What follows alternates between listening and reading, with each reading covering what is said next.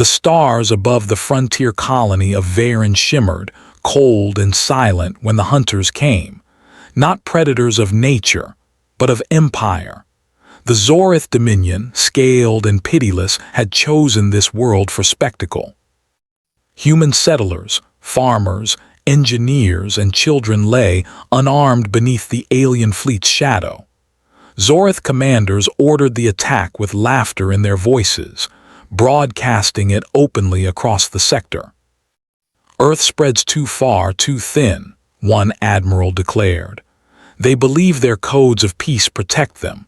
Let this colony burn so all may know humanity is weak." Plasma fire rained like judgment from heaven. Fields ignited. Habitat domes ruptured. The cries of settlers filled the ether, broadcast before being abruptly silenced. The Zorith filmed their cruelty. Soldiers marched the survivors into squares, executed envoys, and mocked Earth's supposed guardianship of its children. They left the colony as ash and called it a warning. But it was not a warning, it was a trigger. Celebration of predators. On their warships, the Zorith feasted. Great halls shook with the thunder of alien roars, scales flashing in firelight. They replayed the destruction of Varen across their hollow displays, each explosion met with cruel applause. "This is humanity," one captain mocked. "Soft-fleshed, soft-minded, they cannot avenge what they cannot reach. Their fleets crawl, ours soar." The Dominion sent transmissions across neutral worlds, bold, taunting, dripping with disdain. The galaxy, long suspicious of Earth's restraint, listened. Many nodded, whispering that perhaps the humans truly were too cautious, too civilized, too bound by old treaties to respond. The Zorith began planning more ambushes. Other colonies, trade convoys, perhaps even Earth itself. They dreamed of blood and conquest, believing no reprisal would ever come. And yet, in the silence that followed their laughter, a single truth was already forming in the dark between stars. The silence before retaliation. Earth heard, and Earth did not speak. No threats were broadcast, no warnings issued, no ambassadors dispatched to beg for peace. Instead, starports across Sol went dark. Civilian traffic was diverted, and ancient codes, long silent, awakened. In the asteroid belts, sealed hangars opened for the first time in generations. Deep beneath Mars, weapons older than the colonies stirred, humming with power. On the dark side of Luna, drydocks ignited with light as steel behemoths, kept hidden, kept waiting, came alive. For centuries, humanity had been mocked as idealists, restrained by diplomacy.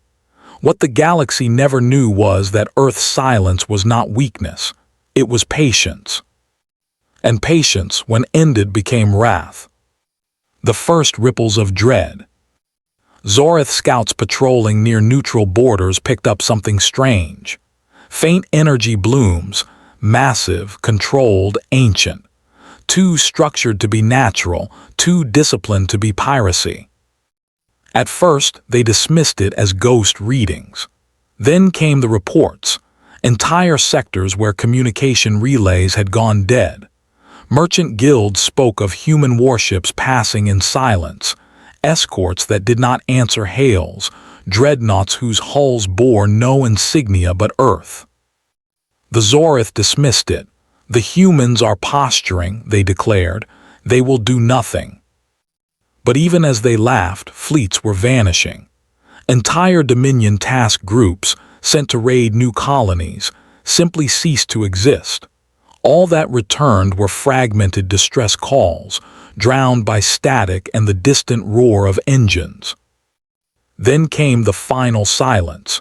Human transmissions across the galaxy, a single message broadcast in hundreds of languages.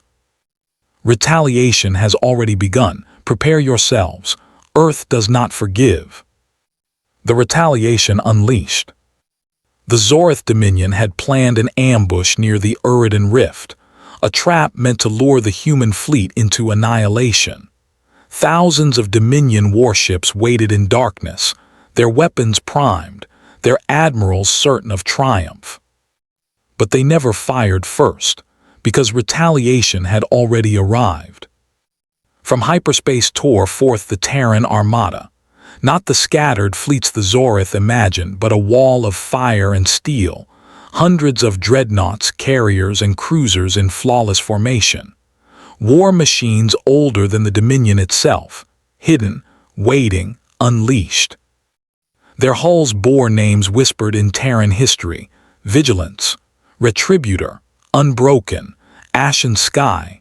Ships once thought mothballed or dismantled emerged like ghosts resurrected. Human comms flooded the void. Not pleas, not diplomacy, but cold warnings. No quarter. No survivors. This is Earth's answer. The Zorith trap inverted into their own execution ground. Human dreadnoughts fired salvos that tore through Dominion hulls like paper. Entire squadrons vanished in nuclear white light. The Dominion launched counterstrikes, fighter swarms, missile clouds, plasma lances. They splashed harmlessly against human shields, shattered by technology refined in silence. Within minutes, the Uridan Rift became a graveyard.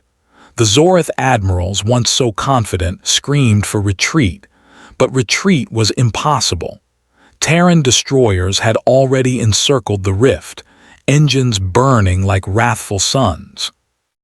It was not battle, it was eradication. Fire that drowned worlds. The retaliation did not end at the rift, it spread. Human fleets poured into Dominion space, precise and merciless. Shipyards were glassed, supply convoys annihilated, orbital stations turned to molten rain. Zorith colonies awoke to find Terran carriers blotting out their skis. Thousands of drop pods streaked downward, landing with thunder. From them emerged Earth soldiers, armored giants, faces hidden, voices like the grinding of mountains. Cities fell in hours. Garrisons surrendered only to be met with silence. There were no negotiations, no exchanges, no mercy. Only the steady advance of boots across burning stone. The galaxy watched as Dominion systems went dark one by one. Neighbors who had once mocked humanity now stared in horror, realizing the truth. Earth had never lacked the will for vengeance. It had simply never been provoked, until now. The shattering of arrogance. By the third week, the Zorith Dominion was broken. Their fleets shattered, their colonies burning, their admirals executed by their own desperate governments. What remained were whispers across neutral space. Refugees telling tales of human fleets so vast they blotted out suns, of weapons that split moons in half, of soldiers that moved like storms. Other empires, once amused by human idealism, now sat in terrified silence. Ambassadors deleted their mocking transmissions. Treaties once ignored were suddenly clutched close. The question spread across the stars like wildfire. If this is Earth's retaliation, what would their full war look like? No one dared to find out. Aftermath, the lesson of silence. When the retaliation finally ended, the galaxy exhaled, not in relief but in dread. The Terran armada withdrew as suddenly as it had appeared. Human ships returned to silence, vanishing back into hidden docks, leaving only wreckage behind. On the ruined husks of Dominion worlds, survivors whispered the words that would echo for centuries. Never provoke Earth again. The galaxy learned that nightmarish truth, that humanity's patience was long but their vengeance eternal. Their silence was not weakness, but the stillness before storms. Their restraint was not fear, but control over the wrath of gods. And when that wrath is unleashed, it is absolute. In the end, The Zorith Dominion did not fall because of their ambush. They fell because Retaliation had already arrived first. Cold, relentless, infinite. And so the galaxy remembers. Earth does not warn, Earth does not beg, Earth waits, and when it strikes, the stars themselves shiver. The Zorith Dominion had stalked the humans for decades. They watched from the shadows, measured Earth's colonies, and whispered among themselves that this upstart species had grown too bold, too fast. And so the trap was laid. At the edge of the Tau Perseus cluster, a convoy of human-age ships cruised peacefully. No weapons bristled from their hulls, only relief cargo, medicine, and food for frontier worlds. To the Zorith, such naivety was irresistible. Their ships erupted from hidden asteroids like predators from a cave. Dozens of sleek, serrated war cruisers unfurled black banners. Energy lances stabbed into defenseless hulls. Civilian ships cracked open, air bleeding out in silver streams of frost. The Zorith commander laughed as the desperate cries of humans filled the commnet, begging for mercy. His reply was cold, gleeful mockery. "You have grown arrogant, mammals. You spread too far, too quickly. Today you will remember your place. Weak, fragile prey."